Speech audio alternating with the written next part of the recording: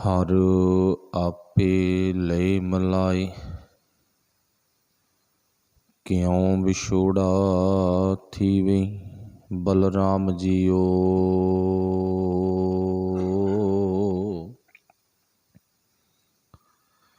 जिसनो तेरी टेक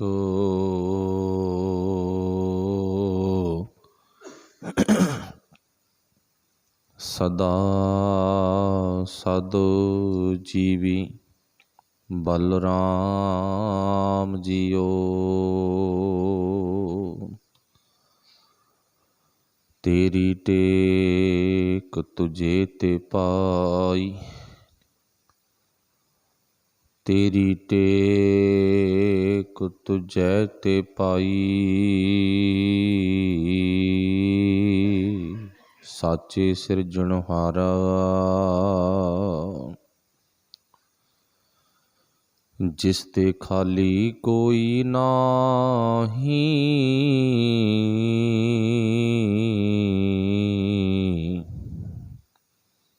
ऐसा प्रभु हमारा।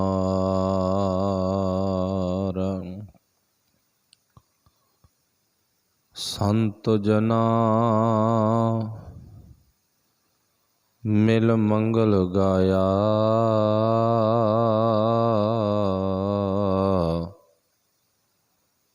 दिन रैन आस तुम्हारी।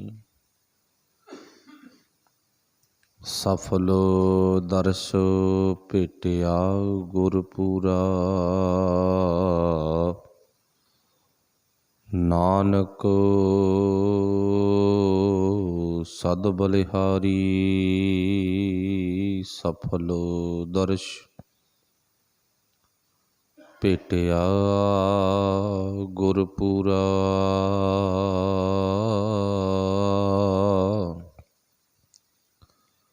नानक सद बलिहारी।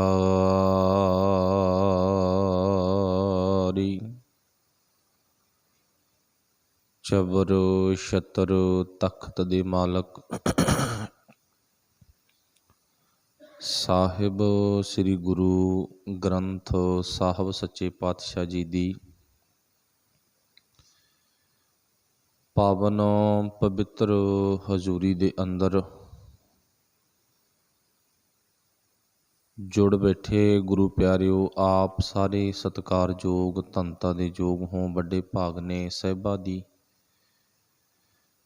ਬਾਣੀ ਸਮਝਣ ਸੁਣਨ ਦਾ ਸਾਨੂੰ ਸੁਭਾਗਾ ਵਕਤ ਪ੍ਰਾਪਤ ਹੋਇਆ ਹੈ। ਆਓ ਗੁਰਬਾਣੀ ਵਿਚਾਰ ਆਰੰਭ ਕਰੀਏ। ਆਰੰਭਤਾ ਤੋਂ ਪਹਿਲਾਂ ਆਪਸ ਵਿੱਚ ਗੁਰਫਤਿਹ ਦੀ ਸਾਂਝ ਪਾਉਣੀ। ਸਭ ਨੇ ਬੋਲਣਾ ਜੀ। ਆਖਿਓ ਵਾਹਿਗੁਰੂ ਜੀ ਕਾ ਖਾਲਸਾ, ਵਾਹਿਗੁਰੂ ਜੀ ਕੀ ਫਤਿਹ। ਧੰਨ ਗੁਰੂ ਅਰਜਨ ਦੇਵ ਮਹਾਰਾਜ, ਉਹਨਾਂ ਵੱਲੋਂ ਉਚਾਰਨ ਕੀਤਾ ਹੋਇਆ ਪਾਵਨ ਸ਼ਬਦ ਜੋ ਅੱਜ ਆਪਾਂ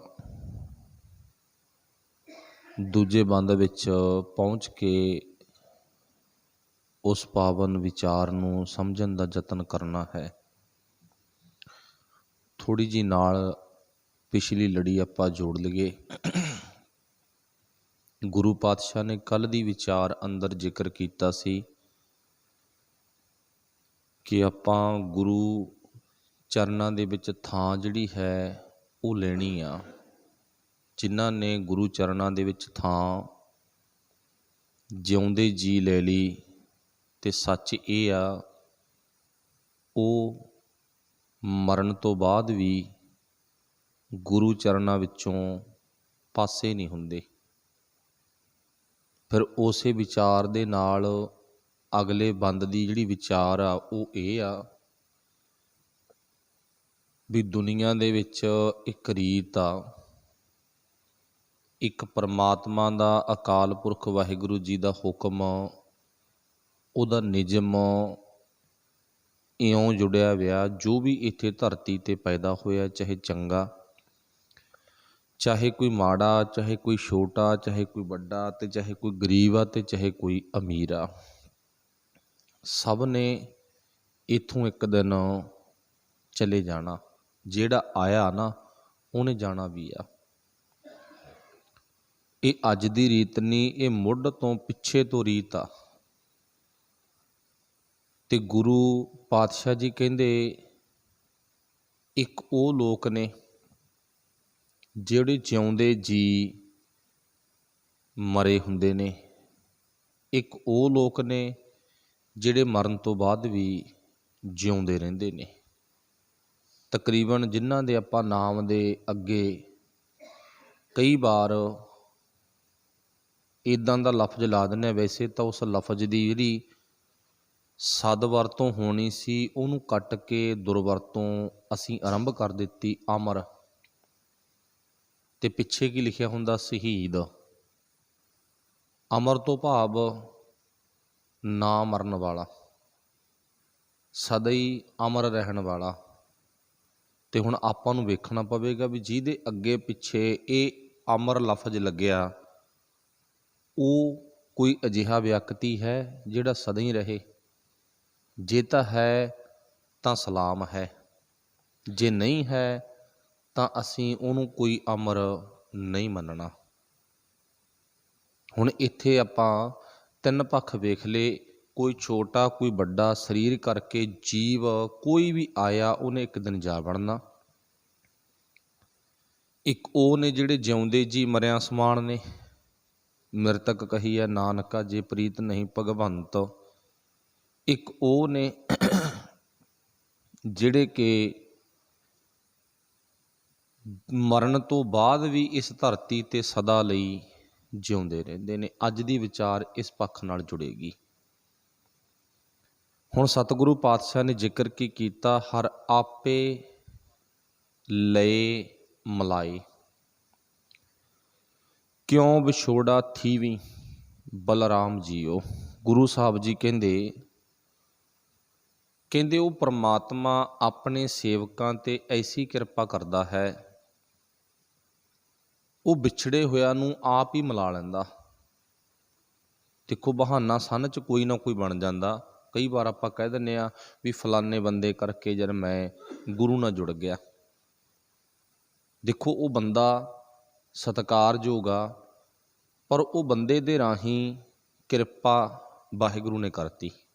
ਜਾਂ ਕਈ ਵਾਰ ਪਤੀ ਕਹਿ ਦਿੰਦਾ ਮੈਂ ਆਪਣੀ ਪਤਨੀ ਰਾਹੀਂ, ਜਾਂ ਪਤਨੀ ਕਹਿੰਦੀ ਹੈ ਮੈਂ ਆਪਣੇ ਪਤੀ ਰਾਹੀਂ, ਜਾਂ ਭੈਣ ਕਹਿਦੀ ਮੈਂ ਆਪਣੇ ਭਰਾ ਰਾਹੀਂ, ਭਰਾ ਕਵੇ ਮੈਂ ਆਪਣੀ ਭੈਣ ਰਾਹੀਂ, ਜਾਂ ਕੋਈ ਸਾਡਾ ਅੰਗੀ ਸੰਗੀ ਜੋ ਵੀ ਹੈ, ਸਾਥੀ ਦੋਸਤ ਮਿੱਤਰ, ਆਪਾਂ ਉਹਦੇ ਰਾਹੀਂ ਜੁੜ ਗਏ।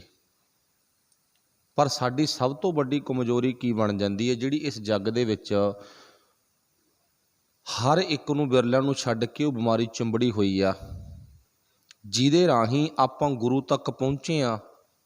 ਕਈ ਵਾਰ ਅਸੀਂ ਗੁਰੂ ਨੂੰ ਛੋਟਾ ਮੰਨ ਬੈਠੇ ਹਾਂ, ਜਿਹਦੇ ਰਾਹੀਂ ਪਹੁੰਚੇ ਹਾਂ ਉਹਨੂੰ ਵੱਡਾ ਮੰਨ ਲੈਂਦੇ ਹਾਂ। ਇਹ ਸਾਡੀ ਇਉਂ ਕਹਿ ਲਓ ਅੰਦਰ ਦੀ ਬਹੁਤ ਵੱਡੀ ਕਮਜ਼ੋਰੀ ਆ। ਹੁੰਦਾ ਵੀ ਇਵੇਂ ਆ, ਕਈ ਵਾਰ ਬੰਦੇ ਨੂੰ ਬੰਦਾ ਗੁਰੂ ਮੰਨ ਬੈਂਦਾ। ਆਪਾਂ ਜਿਹਦੇ ਰਾਹੀਂ ਗੁਰੂ ਤੱਕ ਪਹੁੰਚੇ ਆ ਨਾ, ਉਹਦਾ ਸਤਿਕਾਰ ਕਰਨਾ, ਪਰ ਉਹ ਗੁਰੂ ਨਹੀਂ, ਗੁਰੂ ਸਾਡਾ ਅੰਦਰ ਬੈਠਾ ਹੈਗਾ, ਗੁਰੂ ਸਾਡਾ ਸ਼ਬਦ ਹੈਗਾ। ਹੁਣ ਇਹ ਆਪਾਂ ਸੌਖੇ ਸਮਝ ਕੇ ਹੋਵਾਂਗੇ ਵੀ ਕਈ ਵਾਰ ਦੇਹਾਂ ਨਾਲ ਬੰਦਾ ਜੁੜ ਜਾਂਦਾ ਹੈ। ਹੁਣ ਇੱਥੋਂ ਗੁਰੂ ਸਾਹਿਬ ਜੀ ਜ਼ਿਕਰ ਕੀ ਕਰਦੇ ਨੇ? ਕਹਿੰਦੇ ਉਹ ਪਰਮਾਤਮਾ ਆਪ ਹੀ ਕਿਸੇ ਨਾ ਕਿਸੇ ਬਹਾਨੇ ਮਨੁੱਖ ਨੂੰ, ਟੁੱਟੇ ਹੋਏ ਨੂੰ ਜੋੜ ਲੈਂਦਾ ਹੈ। ਉਹਦੇ ਕੋਲੇ ਤਾਕਤ ਆ। ਤੇ ਸਤਿਗੁਰੂ ਪਾਤਸ਼ਾਹ ਨੇ ਇੱਥੇ ਜ਼ਿਕਰ ਕੀ ਕੀਤਾ? ਹਰ ਆਪੇ ਲਏ ਮਲਾਏ, ਆਪ ਹੀ ਮਿਲਾ ਲੈਂਦਾ। ਤੇ ਅੱਗੇ ਕਿਉਂ ਵਿਛੋੜਾ ਥੀਵੀ ਬਲਰਾਮ ਜੀਓ। ਥੀਵੀ ਤੋਂ ਭਾਵ ਹੋ ਸਕਦਾ ਹੈ, ਕਿਉਂ ਤੋਂ ਭਾਵ ਕਿਵੇਂ। ਜਿਹੜਾ ਫਿਰ ਇੱਕ ਵਾਰੀ ਉਹ ਪਰਮਾਤਮਾ ਗੁਰੂ ਨਾਲ ਜੁੜ ਗਿਆ, ਕਹਿੰਦੇ ਸੱਚ ਇਹ ਆ, ਕਹਿੰਦੇ ਉਹਦਾ ਵਿਛੋੜਾ ਕਦੇ ਪੈਂਦਾ ਨਹੀਂ ਗਾ। ਹੁਣ ਇਸ ਗੱਲ ਨੂੰ ਆਪਾਂ, ਕਿਉਂਕਿ ਵਾਹਿਗੁਰੂ ਭਲਾ ਕਰੇ, ਤੁਸੀਂ ਸਾਰੇ ਸੁਰਤ ਕਰਕੇ ਚੜ੍ਹਦੀ ਕਲਾ ਵਾਲੇ ਹੋ, ਸੱਚੇ ਪਾਤਸ਼ਾਹ ਸਭ 'ਤੇ ਇਵੇਂ ਜਿਵੇਂ ਮਿਹਰ ਭਰਿਆ ਹੱਥ ਰੱਖੇ। ਜਿੰਨੇ ਵੀ ਆਪਾਂ ਸੁਣ ਰਹੇ ਹਾਂ, ਚਲੋ ਅੱਡੋ ਅੱਡ ਸਭ ਦੇ ਖਿਆਲ ਹੁੰਦੇ ਨੇ, ਅੱਡੋ ਅੱਡ ਸਭ ਦੀ ਭਾਵਨਾ ਹੁੰਦੀ ਹੈ। ਬਹੁ ਗਿਣਤੀ ਆ ਜੋ ਆਪਾਂ ਗੁਰੂ ਦੀ ਬਾਣੀ ਨੂੰ ਸੁਣ ਕੇ ਉਹ 'ਤੇ ਅਮਲ ਅਸਰ ਕਰਦੇ ਹਾਂ। ਹੁਣ सतगुरु पातशाह ने इत्थे जिक्र की कीता थीवीं, पहलां की कीता गा क्यों। हुण इस गल नूं आपां समझदे हां, क्यों तो भाव किवें, थीवीं तो भाव कदे भी नहीं की होवेगा विछोड़ा, कदे हो नहीं सकता। गारंटी आ भी साडा कदे विछोड़ा पै नहीं सकता गुरु नालों। पर कई बार बंदा शरीर करके मन लैंदा भी मैं गुरु नालों विछड़ गया। नहीं, गुरु नालों बंदा विछड़दा नहीं है, पर अपना ध्यान पासे कर लैंदा गा। अपनी इउं कह लो भी जिहड़ी एकाग्रता है बंदा उहनूं भंग कर लैंदा। शब्द तां नाल ही है ना, शब्द कदे दूर नहीं हुंदा, वो सुरत च रहिंदा गा, पर उहदी वरतों करनी छड्डती। जिवें मन लो भी साडे कोल कुछ समां पहिलां घर दे विच खेती दे जिहड़े संद सी वो होर सी, उहनां दी वरतों करनी छड्डती। इवें जिवें कोई होर साडे घर दे विच किसी भी तरह का प्रोजैक्ट आ पुराना, उहनूं आपां वरतना छड्डता, पर वो जिहड़ा कोई भी किसी तरह का साडे घर दे विच विहार इहो जिहा सी, उहनूं ना वरतन करके असीं उहदे तों पासे हो गए। जे वरतदे रहिंदे वो ताज़ा रहिंदा, वरतनों हट गए तां वो साडे नालों दूर नहीं होया, असीं उहनूं वरतना छड्डता, थोड़ी जी बिथ पै गई बस। इवें जिवें शब्द की जिहड़ी वरतों आ गई उहनूं बंदा छड्ड नहीं सकदा, पर कई बार की हुंदा गा बंदा शब्द नूं वरतनों हट जांदा गा। ब्याह मौके खुशी गमी कोई भी कदों भी किसी तरह का साडे परिवार का माहौल आ, असीं शब्द की वरतों नहीं कीती गई। हुण सतगुरु पातशाह जी कहंदे ने, कहंदे ये हो ही नहीं सकदा भी साडा कदे गुरु परमेश्वर नालों विछोड़ा पै जावे। हुण कदे किसी बच्चे नूं पुछ के वेखो भी तूं अपनी मां नालों विछड़ गया। चेता रखियो, भावें मां शरीर करके चली गई, है ही नहीं इस जग विच, पर पुछ के वेखो भी तूं अपनी मां नूं टुट्टिया पिया ते की कहंदा, नहीं मैनूं तां अजे भी मेरी मां दी याद आउंदी है, मैं रोज़ याद करदा, मेरी मां नूं मैं किवें भुल सकदा। मतलब बंदा अपनी मां बाप नूं अपनी मूल नूं कदे कहना भुल नहीं सकदा, ना मैं कदे भुल ही नहीं सकदा। ते जिन्ना घाटा मैनूं पै गया बहुत वड्डा घाटा गा, ते वो घाटे दा जिक्र तां कई बार आपां नूं पता भोग ते भी कीता जांदा भी बड़ा वड्डा घाटा पै गया। सो वाहिगुरू जाणदा भी घाटा पै जां नहीं पिया गा। चलो कहण तो भाव बंदा अपने मूल नूं नहीं भुल सकदा। उदाहरण अज साइकिल आ ना, चलो अज चलाउणा चाहे साइकिल साडा एक शौक बन गया, एक प्रैक्टिस बन गई, पर जे वेख्या जाए ना, जिहड़ा बच्चा बचपन दे विच साइकिल चलाउंदा गा, थोड़ा जिहा वड्डा होया उहने साइकिल छड्ड दित्ता चलाउणा। हुण ओह साइकिल दी थां ते ना वड्डियां गड्डियां ते आ वड़िया। ते चेता रखियो, जे उहनूं साइकिल फड़ा दईए ना भुल्लिया नहीं है, पर बिथ बन गई, दूरी बन गई, उहदे अंदर जिहड़ी मुੱਢ तो चीज़ वरती आ उहनूं छड्ड नहीं सकदा ओह। इवें जिवें साडा जन्म आ जिहड़ा वो शब्द विच ही हुंदा, शब्द दी धुन विच ही हुंदा गा। वो अकाल पुरख वाहिगुरू जी दे हुक्म विचों हुंदा गा। ते जिहड़ा शब्द विचों साडा जन्म होया, चाहे आत्मक जन्म आ ते चाहे सरीरक जन्म आ, ते चेता रखियो उहनूं कदे बंदा भुल नहीं सकदा। वाहिगुरू भला करे, विछड़ नहीं सकदा गा। असीं अपने दिमाग च उहनूं थोड़ा जिहा पासे कर सकदे हां। इवें जिवें गुरु साहब जी कहंदे ना, कहंदे कदे ये समा आ ही नहीं सकदा भी बंदा गुरु नूं भुल जावे, टुट जावे। हाँ, जे टुटण दा कारण बनिया तां असीं शब्द दी वरतों करनी छड्डती, असीं नितनेम करना छड्डता, असीं सहज पाठ करना छड्डता, असीं उस अकाल पुरख वाहिगुरू दा शुकर करना छड्डता। पर गुरु साहब जी ने इत्थे जिक्र किया, क्यों विछोड़ा थीवीं, हो नहीं सकता भी साडा वो वाहिगुरू नालों विछोड़ा पै जावे। चेता रखियो, कदे वक्त आ ना, भाई महा सिंह वर्गिया ने बेनती की सी मुक्तसर साहब है ना, भी सच्चे पातशाह असीं टुटे हुए हैं, असीं टुटे हुए हैं ना, असीं ना बेदावा लिख के दे दिता सीगा, ते किरपा करो साडा वो कागज वो बेदावा पाड़ दिओ। सानू इस गल दा बहुत वड्डा दुख आ। ते गुरु साहब ने की कहा सी, कोई गल नहीं महा से फिर की हो गया, मैनू पता सी भी तुसीं भावें लिख के दे गए, ਵੀ ਤੂੰ ਸਾਡਾ ਗੁਰੂ ਨਹੀਂ ਤੇ ਅਸੀਂ ਤੇਰੇ ਸਿੱਖ ਨਹੀਂ। ਤੁਸੀਂ ਭਾਵੇਂ ਮੈਨੂੰ ਥੋੜ੍ਹਾ ਜਿਹਾ ਟਾਈਮ ਪਾਸੇ ਕਰ ਦਿੱਤਾ, ਪਰ ਮੇਰੇ ਅੰਦਰ ਸੀ ਮੇਰੇ ਪੁੱਤ ਮੇਰੇ ਬੱਚੇ ਨਾ ਜ਼ਰੂਰ ਇੱਕ ਦਿਨ ਇਹ ਮੁੜ ਕੇ ਆਉਣਗੇ। ਮੈਨੂੰ ਯਕੀਨ ਸੀ। ਦੇਖੋ, ਗੁਰੂ ਨੂੰ ਸਾਡੇ ਤੇ ਯਕੀਨ ਹੈ, ਪਰ ਸਾਨੂੰ ਗੁਰੂ ਤੇ ਨਾ। ਉਹ ਆਪਾਂ ਕੱਲ੍ਹ ਵੀ ਗੱਲ ਕੀਤੀ ਸੀ। ਕਹਿਣ ਤੋਂ ਭਾਵ ਭਾਵੇਂ ਹੱਥੀਂ ਲਿਖ ਕੇ ਵੀ ਦੇ ਦਿੱਤਾ ਵੀ ਤੂੰ ਸਾਡਾ ਗੁਰੂ ਨਹੀਂ ਤੇ ਅਸੀਂ ਤੇਰੇ ਸਿੱਖ ਨਹੀਂ, ਪਰ ਗੁਰੂ ਨੇ ਛੱਡਿਆ ਨਹੀਂ। ਗੁਰੂ ਕਹਿੰਦਾ ਫਿਰ ਕੀ ਹੋਇਆ, ਕੋਈ ਗੱਲ ਨਹੀਂ। ਤੇ ਗੁਰੂ ਪਾਤਸ਼ਾਹ ਨੇ ਆਪਣੇ ਕਵਰ ਕਸੇ ਦੀ ਭਾਵ ਬਿੱਥ ਵਿੱਚੋਂ ਸੰਨ ਵਿੱਚੋਂ ਕਵਰ ਕਸੇ ਦੇ ਵਿੱਚੋਂ ਕੱਢਿਆ ਕੀ ਵਿਦਾਵਾ ਕਾਗਜ਼, ਉਹ ਪਾੜ ਦਿੱਤਾ। ਸੋ ਜਿਹੜਾ ਉਹ ਕਾਗਜ਼ ਸੀ, ਕਦੇ ਆਪਾਂ ਫਿਰ ਵਿਚਾਰ ਕਰਾਂਗੇ। ਉਹ ਜਿਹੜੀ ਪਰਚੀ ਹੈ ਨਾ, ਲੈਟਰ ਆ ਜਿਹੜਾ, ਉਹ ਕਿੱਥੇ ਲਿਖਿਆ ਗਿਆ? ਉਹ ਆਪਣੇ ਮਾਲਵੇ ਦੀ ਧਰਤੀ 'ਤੇ ਹੀ ਮਝੈਲੀਏ ਸਿੰਘਾਂ ਵੱਲੋਂ ਲਿਖਿਆ ਗਿਆ ਸੀ। ਅਨੰਦਪੁਰ ਸਾਹਿਬ ਨਹੀਂ ਲਿਖਿਆ ਗਾ ਨਾ। ਉਹ ਸਾਡੇ ਅੰਦਰ ਇੱਕ ਬਹੁਤ ਵੱਡਾ ਭੁਲੇਖਾ ਕਹਿ ਲਓ। ਸਾਤਰ ਦਿਮਾਗ ਦੇ ਲੋਕਾਂ ਨੇ ਸਾਨੂੰ ਭਾਵ ਗੁਰੂ ਨਾਲੋਂ ਤੋੜਨ ਦੀ ਕੋਈ ਵੀ ਕਸਰ ਨਹੀਂ ਛੱਡੀ ਗੀ। ਉਹਨਾਂ ਨੇ ਲਿਖਿਆ ਗਾ ਵੀ ਭਾਵ ਜਿਹੜਾ ਅਨੰਦਪੁਰ ਸਾਹਿਬ ਤੋਂ ਬਦਾਵਾ ਲਿਖਿਆ ਗਿਆ, ਉੱਥੇ ਨਹੀਂ ਲਿਖਿਆ। ਫਿਰ ਗੁਰੂ ਸਾਹਿਬ ਸਰਸਾ ਵਿੱਚੋਂ ਦੀ ਲੰਘੇ, ਪਾਣੀ ਵਿੱਚੋਂ ਦੀ ਲੰਘੇ ਹੈ ਨਾ, ਤੇ ਉਹ ਬਦਾਵਾ ਫਿਰ ਬਚ ਕਿਵੇਂ ਗਿਆ?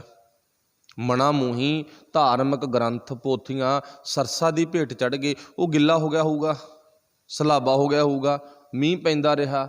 ਫਿਰ ਉਹ ਕੱਢਿਆ ਕਿੱਥੋਂ ਸੀਗਾ? ਕਵਰ ਕਸੇ ਵਿੱਚੋਂ ਕੱਢਿਆ ਗਾ। ਫਿਰ ਉਦੋਂ ਬਾਅਦ ਚਮਕੌਰ ਦੀ ਜੰਗ ਹੋਈ। ਫਿਰ ਗੁਰੂ ਸਾਹਿਬ ਨੇ ਵਸਤਰ ਚੇਂਜ ਕੀਤੇ ਨੇ, ਮਾਛੀਵਾੜੇ।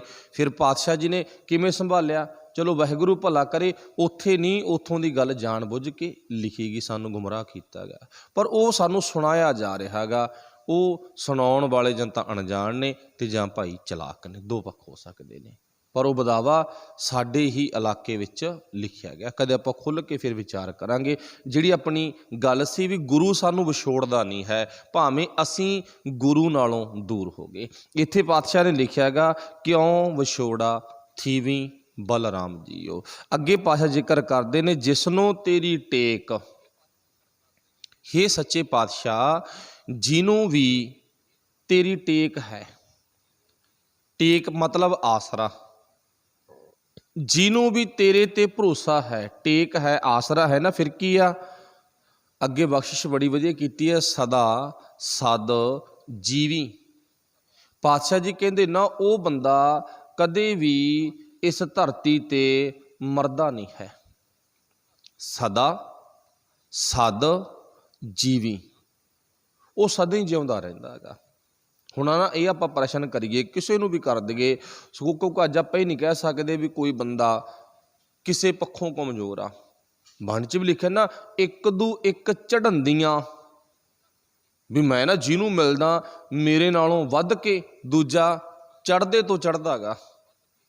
ਉੱਥੇ ਚਾਹੇ ਇਸਤਰੀ ਲਿੰਗ 'ਚ ਗੱਲ ਕੀਤੀ ਹੈ, ਇੱਕ ਦੂ ਇੱਕ ਚੜ੍ਹੰਦੀਆਂ ਕੌਣ ਜਾਣੈ ਤੇਰਾ ਨਾਉ ਜੀਓ। ਉੱਥੇ ਗੱਲ ਇਹ ਕੀਤੀ ਆ ਵੀ ਹੇ ਮੇਰੇ ਮਾਲਕ ਜੀ, ਮੇਰੇ ਨਾਲੋਂ ਇੱਕ ਤੋਂ ਇੱਕ ਚੜ੍ਹਦੀ ਤੋਂ ਚੜ੍ਹਦੀ ਆ। ਦੇਸੀ ਭਾਸ਼ਾ ਚੱਕਵੀਂ ਤੋਂ ਚੱਕਵੀਂ ਆ। ਪੜ੍ਹਿਆ ਲਿਖਿਆ ਹੈਗਾ, ਹਰ ਇੱਕ ਜਾਣਕਾਰ ਆ। ਕੌਣ ਆ ਜਿਹੜਾ ਘੱਟ ਕਹਾਉਂਦਾ ਗਾ? ਕੋਈ ਨਹੀਂ ਕਹਾਉਂਦਾ ਗਾ, ਕੋਈ ਵੀ ਘੱਟ ਨਹੀਂ ਨਾ ਕਹਾਉਂਦਾ। ਫਿਰ ਇਵੇਂ ਜਿਵੇਂ ਇਹ ਆਪਾਂ ਗੱਲ ਕਰ ਸਕਦੇ ਹਾਂ ਵੀ ਭਾਈ ਸਾਨੂੰ ਉਹਨਾਂ ਲੋਕਾਂ ਦੀ ਚਿੱਟ ਦਿਓ, ਇੱਕ ਪਰਚੀ ਬਣਾ ਕੇ ਦਿਓ, ਇੱਕ ਪਿੰਡ ਵਿੱਚੋਂ, ਇੱਕ ਪਰਿਵਾਰ ਵਿੱਚੋਂ, ਜਿਹੜੇ ਸਦਾ ਇਸ ਧਰਤੀ 'ਤੇ ਅੱਜ ਵੀ ਜਿਉਂਦੇ ਨੇ। ਉਹਨਾਂ ਦੀ ਲਿਸਟ ਬਣਾ ਕੇ ਦਿਓ ਜਿਹੜੇ ਅੱਜ ਵੀ ਇਸ ਧਰਤੀ 'ਤੇ ਜਿਉਂਦੇ ਨੇ। ਦੂਜੀ ਲਿਸਟ ਕਿਹੜੀ ਬਣਾਉਣੀ ਆ? ਉਹ ਬਣਾਓ ਜਿਹੜੇ ਲੋਕ ਇਸ ਧਰਤੀ 'ਤੇ ਸਦਾ ਲਈ ਮਰ ਚੁੱਕੇ ਨੇ, ਸਦਾ ਲਈ ਮਰ ਚੁੱਕੇ ਨੇ। ਸੱਚ ਇਹ ਆ, ਜਦੋਂ ਬੰਦੇ ਨੂੰ ਇਹ ਗੱਲ ਕਹਾਂਗੇ ਨਾ, ਤੇ ਬੰਦਾ ਉਹਨਾਂ ਦੀ ਲਿਸਟ ਤਾਂ ਬਣਾ ਕੇ ਦੇ ਦੂ ਜਿਹੜੇ ਮਰ ਚੁੱਕੇ ਨੇ, ਪਰ ਕਦੇ ਉਹਨਾਂ ਦੀ ਲਿਸਟ ਨਹੀਂ ਬਣਾ ਕੇ ਦੇਵੇਗਾ ਜਿਨ੍ਹਾਂ ਦਾ ਜ਼ਿਕਰ ਗੁਰੂ ਨੇ ਕੀਤਾ ਗਾ, ਵੀ ਜਿਹੜੇ ਸਦਾ ਹੀ ਜਿਉਂਦੇ ਨੇ। ਤੇ ਜੇ ਸਦਾ ਹੀ ਜਿਉਂਦੇ ਆ ਨਾ, ਮੇਰੇ ਖਿਆਲ ਮੁਤਾਬਕ ਵੈਸੇ ਹਰ ਕੋਈ ਮਜ਼ਹਬ ਨਸਲ ਸਤਿਕਾਰਯੋਗ ਆ। ਇੱਥੇ ਮੈਂ ਧਰਮ ਲਫ਼ਜ਼ ਨਹੀਂ ਵਰਤਿਆ, ਕਿਉਂਕਿ ਧਰਮ ਲਫ਼ਜ਼ ਵਰਤਣਾ ਉਹ ਸਾਨੂੰ ਗੁੰਮਰਾਹ ਕਰਨ ਵਾਲਾ ਲਫ਼ਜ਼ ਹੈਗਾ। ਵੈਸੇ ਨਿੱਕਾ ਜਿਹਾ ਪੁਆਇੰਟ ਆ, ਆਮ ਹੀ ਸਟੇਜ 'ਤੇ ਗੱਲ ਹੁੰਦੀ ਆ ਜੀ ਸਾਰੇ ਧਰਮਾਂ ਦਾ ਸਤਿਕਾਰ ਕਰੋ। ਨਹੀਂ, ਜਿਹੜਾ ਗੁਰੂ ਦਾ ਸਿੱਖ ਆ ਨਾ, ਉਹ ਇਹ ਗੱਲ ਨਹੀਂ ਕਹਿੰਦਾ ਵੀ ਸਾਰੇ ਧਰਮਾਂ ਦਾ ਸਤਿਕਾਰ ਕਰੋ। ਕਹਿੰਦਾ ਹਰ ਇੱਕ ਖਲਕਤ ਵਿੱਚ ਅਨੇਕਾਂ ਹੀ ਨਸਲਾਂ ਨੇ, ਅਨੇਕਾਂ ਹੀ ਮਜ਼ਹਬ ਨੇ, अनेक ही फिरके ने, हर एक फिरके का मजहब का नस्ल का ਆਪਾਂ ਸਤਿਕਾਰ कर सकते हैं, पर धर्म लफज नहीं, धर्म इक्को ही आ। सच एक आ ना, धर्म भी एक आ। पानी एक आ ना, तो भाव सारे पानी पीना अपनी प्यास बुझाते नेगे। ये नहीं है भी कोई किसी किस्म का तेल पी के फिर प्यास बुझाता होगा, ਜਾਂ बड़े तरल पदार्थ ने उन्होंने पी के फिर पानी की ते बुझाता हो नहीं। पानी का काम पानी ही करेगा। धर्म इक्को ही आ ते सच इक्को ही आ। एको धर्म दृढ़ है, सच कोई। हुण इत्थे आपां लफज की वरत्या, हर एक मजहब नस्ल का सत्कार है, पर जिहड़ी गल आपां कहनी सी ना भी सब तो वड्डी लिस्ट जिउंदियां दी, शरीर छड्डण तो बाद जिउंदियां दी, ਉਹ सिख मजहब विचों मिल सकती है। सब तो वड्डी लिस्ट बन जू, एक नहीं हज़ारां ही गिणती दे गुरु प्यारियां दी जिउंदियां दी लिस्ट आ जिहड़ी वो बन जाएगी। मोटी मोटी लिस्ट का मान लो ना एक आम व्यक्ति ही बना देगा, आम ही बना दूगा। जिन्ने सिंह ਸਿੰਘਣੀਆਂ शहीद होए ने, इत्थे लफज जिन्ने भी सिंह ते ਸਿੰਘਣੀਆਂ शहीद होए ने वो सारे देश कौम लई शहीद होए ना, ते सारे जिउंदे ने, जिन्हां दा जिक्र दुनिया के हर एक कोने विच कीता जांदा है। आ भाई तारू सिंह जी देख लो, अमृतसर के लागे पूला पिंड आ। पूला पिंड ना कौन आ? एक किसानी तबके नाल संबंधित आ। करदा की सी? भाव गुरु प्यारियां दी प्रशादा छका के सेवा करदा सी।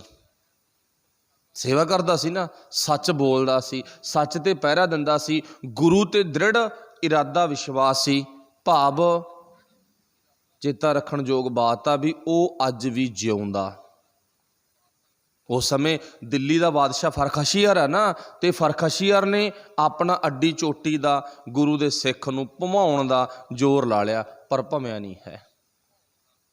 भमिया नहीं ना, भाव गुरु ते किड्डा वड्डा भरोसा, किड्डा वड्डा यकीन है, तो वो यकीन दे सदका उन्हें देश कौम दे लई कुर्बानी दित्ती, ते एक दुनिया नूं दस दिता भी सिख दे अंदर गुरु परमात्मा की बख्शिश की हुई केसां रूपी मोहर दात प्रति किन्ना प्यार है। तो अज साडे केस आ जिहड़े साडे रोम ने, वो किधर जा रहे ने, खुद आपां वेख सकदे हां।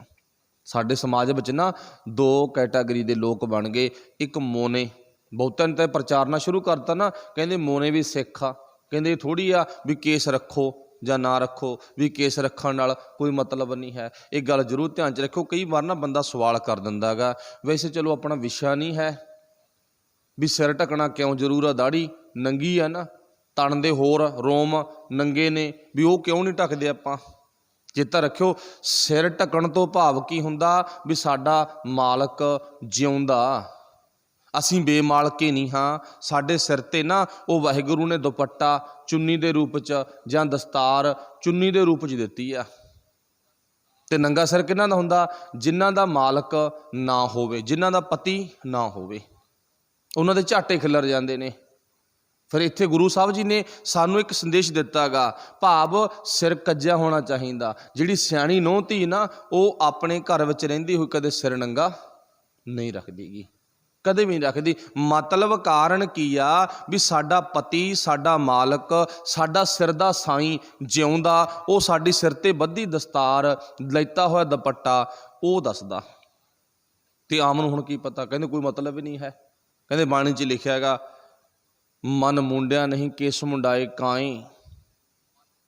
कहंदे भाई उत्थे गुरु साहब ने तां कहा ना भी अपने मन की मुन्नत नहीं कीती गई, मुन्निया नहीं, ते भाव केस मुंडाए काएं, भावें लांबे केस कर ते भावें घर मुड़ाए, भावें तां इन्हां नूं लंबे कला ते भावें कट दे। कहंदे मतलब कोई नहीं, पिछली पंक्ति पढ़ ली अगली पढ़ी नहीं गई, ते उत्थे ये बयानबाजी शुरू कर दी। पर नहीं, गुरु कृपा करे साडे जीवन दे विच, मालक ऐसी बख्शिश करे सानू हर एक गल दी समझ आ जावे।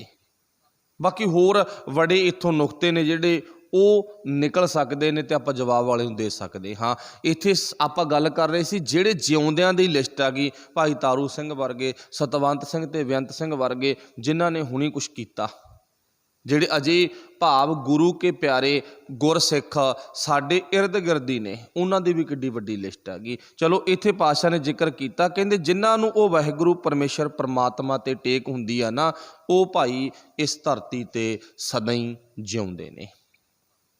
ਆਪਾਂ ਇੱਕ ਢਾਡੀਆਂ ਪਾਸੋਂ ਕਵਿਸ਼ਰਾਂ ਪਾਸੋਂ ਸੁਣਦੇ ਹੁੰਦੇ ਨਾ ਦੋਹਰਾ, ਤਿੰਨੇ ਜੱਗ ਜਿਉਂਦੇ ਨੇ, ਤੇ ਲਫ਼ਜ਼ ਕੀ ਵਰਤਦੇ ਅੱਗੇ, ਦਾਤਾ, ਭਗਤ ਤੇ ਸੂਰਮਾ। ਇਹਨਾਂ ਤਿੰਨਾਂ ਦੀ ਜ਼ਿਕਰ ਹੁੰਦਾ ਨਾ। ਸੂਰਮਾ ਕੌਣ ਆ? ਜਿਨ੍ਹਾਂ ਨੇ ਦੇਸ਼ ਦੁਨੀਆ ਦੇ ਲਈ ਕੁਛ ਕੀਤਾ। ਸੂਰਾ ਸੋ ਪਹਿਚਾਨੀਐ, ਬਾਣੀ ਨੇ ਹਿੰਟ ਦਿੱਤਾ ਆਪਾਂ ਨੂੰ। ਉਹ ਸੂਰਮਾ ਨਹੀਂ ਵੀ ਇੱਥੇ ਉਹਦੇ ਲੱਪੜ ਮਾਰਿਆ, ਉਹਦੇ ਲੱਪੜ ਮਾਰਿਆ, ਉਹਨੂੰ ਭਾਵ ਕੁੱਟਤਾ, ਉਹਨੂੰ ਮਾਰਤਾ, ਉਹ ਸੂਰਮਾ ਨਹੀਂ ਹੈ। ਸੂਰਮਾ ਕੌਣ ਆ? ਉਹ ਬਾਬੇ ਨਾਨਕ ਨੇ ਸਾਨੂੰ ਦੱਸ ਦਿੱਤਾ, ਕਹਿੰਦੇ ਸੂਰਾ ਸੋ ਪਹਿਚਾਨੇਗਾ, ਅੱਗੇ ਜੋ ਲੜੈ ਦੀਨ ਕੇ ਹੇਤ। ਦੀਨ ਮੀਨਜ ਦੁਨੀਆ। ਹੁਣ ਪਾਤਸ਼ਾਹ ਜੀ ਕਹਿੰਦੇ ਭਗਤ ਕੌਣ ਹੈ? ਜਿਨ੍ਹਾਂ 'ਚ ਗੁਣ ਨੇਗੇ, ਤੇ ਜਿਨ੍ਹਾਂ 'ਚ ਗੁਣ ਨੇ ਉਹ ਕਦੇ ਮਰਦੇ ਨੇ। ਉਹ ਸਰੀਰ ਕਰਕੇ ਭਾਵੇਂ ਮਰ ਗਏ ਤੇ ਉਹਨਾਂ ਨੂੰ ਲੋਕ ਅਜੇ ਵੀ ਯਾਦ ਕਰਦੇ ਨੇ।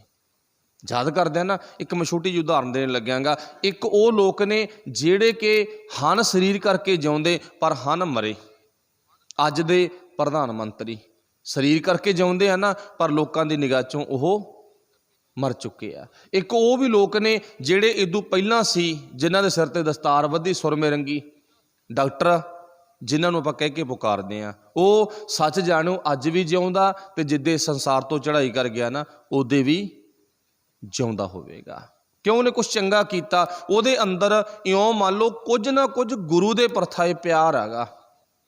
ਗੁਰੂ ਦੇ ਪ੍ਰਥਾਏ ਪਿਆਰ ਆ, ਲੋਕਾਂ ਪ੍ਰਥਾਏ ਵੀ ਪਿਆਰ ਆ। ਉਹ ਕਿਸੇ ਨਾਲ ਬੇਇਨਸਾਫੀ ਨਹੀਂ ਕਰੇਗਾ।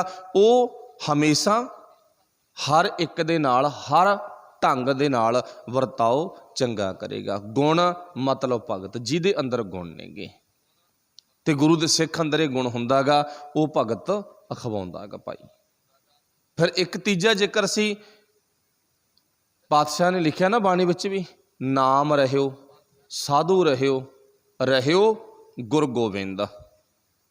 ਇੱਥੇ ਆਪਾਂ ਤਿੰਨੇ ਜੱਗ ਜਿਉਂਦੇ ਨੇ, ਦਾਤਾ, ਭਗਤ ਤੇ ਸੂਰਮਾ। ਤੇ ਪਹਿਲਾ ਪੁਆਇੰਟ ਕਿਹਦਾ ਸੀ? ਦਾਤੇ ਦਾ। ਦਾਤਾ ਵੀ ਕਦੇ ਨਹੀਂ ਮਰਦਾ। ਦਾਤਾ ਵੀ ਨਹੀਂ ਮਰਦਾ, ਦਾਤੇ ਨੂੰ ਮੰਨਣ ਵਾਲਾ ਵੀ ਨਹੀਂ ਮਰਦਾ, ਤੇ ਦਾਤੇ ਦੀ ਬਣਾਈ ਹੋਈ ਖਲਕਤ ਦੀ ਰਾਖੀ ਕਰਨ ਵਾਲਾ ਵੀ ਕਦੇ ਨਹੀਂ ਮਰਦਾ ਗਾ। ਇਹ ਤਿੰਨੇ ਲੋਕ ਜਿਉਂਦੇ ਨੇਗੇ। ਇਹਨਾਂ ਤਿੰਨਾਂ ਦੇ ਨਾਲ ਜਿਹੜੇ ਜਿਹੜੇ ਇਸ ਲਾਈਨ 'ਚ ਆਉਂਦੇ ਨੇ, ਪਾਤਸ਼ਾਹ ਕਹਿੰਦੇ ਉਹਨਾਂ ਨੂੰ ਆਪਣੀ ਲਿਸਟ 'ਚ ਪਾਈ ਚੱਲ। ਬਸ ਉਹਨਾਂ 'ਚ ਆਹ ਗੁਣ ਹੋਣੇ ਚਾਹੀਦੇ ਆ। ਉਹ ਦੀਨ ਦੁਨੀਆ ਲਈ ਕੁਛ ਕਰਦਾ, ਉਹਦੇ ਅੰਦਰ ਗੁਣ ਨੇ, ਉਹਦੇ ਅੰਦਰ ਦਾਤੇ ਵਾਲੀ ਭਾਵਨਾ ਹੈ, ਕਿਤੇ ਉਹ ਭੁੱਖਾ ਨੰਗਾ ਤਾਂ ਨਹੀਂ ਹੈ। ਦਾਤਾ ਕੌਣ ਆ? ਜਿਹੜਾ ਰੱਜਿਆ ਪਿਆ, ਜਿਹਦੇ ਕੋਲੇ ਦਾਤਾ ਹੀ ਨੇ ਸਾਰੀਆਂ। ਉਹ ਦੇਣ ਵਾਲਾ ਗਾ ਪਰ ਲੈਂਦਾ ਨਹੀਂ ਹੈ। ਕੀ ਬੰਦੇ ਅੰਦਰ ਇਹ ਭਾਵਨਾ ਹੈ? ਦੇਣ ਵਾਲਾ ਗਾ ਕਿ ਖੋਹਣ ਵਾਲਾ ਗਾ? ਉਹ ਆਪਾਂ ਵੇਖ ਸਕਦੇ ਹਾਂ। ਇਸ ਕਰਕੇ ਇੱਥੋਂ ਆਪਾਂ ਇੱਕ ਨਿੱਕੀ ਜਿਹੀ ਗੱਲ ਦੇ ਵਿੱਚੋਂ ਨਾ ਉਹ ਲਿਸਟ ਦੇ ਲਈ ਇਹਨੂੰ ਵਰਤ ਸਕਦੇ ਹਾਂ ਵੀ ਆਪਾਂ ਲਿਸਟ ਬਣਾਉਣੀ ਆ ਕਿਹਦੀ? ਜਿਹੜੇ ਦੁਨੀਆ ਵਿੱਚ ਮਰਨ ਤੋਂ ਬਾਅਦ ਵੀ ਜਿਉਂਦੇ ਨੇ। ਭਗਤ ਫਰੀਦ ਵਰਗੇ ਜਿਉਂਦੇ ਨੇ ਭਾਈ ਅਜੇ, ਠੀਕ ਹੈ ਨਾ। ਅਜੇ ਉਹ ਬੋਲੀ ਜਾਂਦੇ ਨੇ। ਅਸੀਂ ਤਾਂ ਬੋਲ ਨਹੀਂ ਸਕਦੇ ਕਿ ਐਡੀ ਵੱਡੀ ਸੰਗਤ ਦੇ ਵਿੱਚ।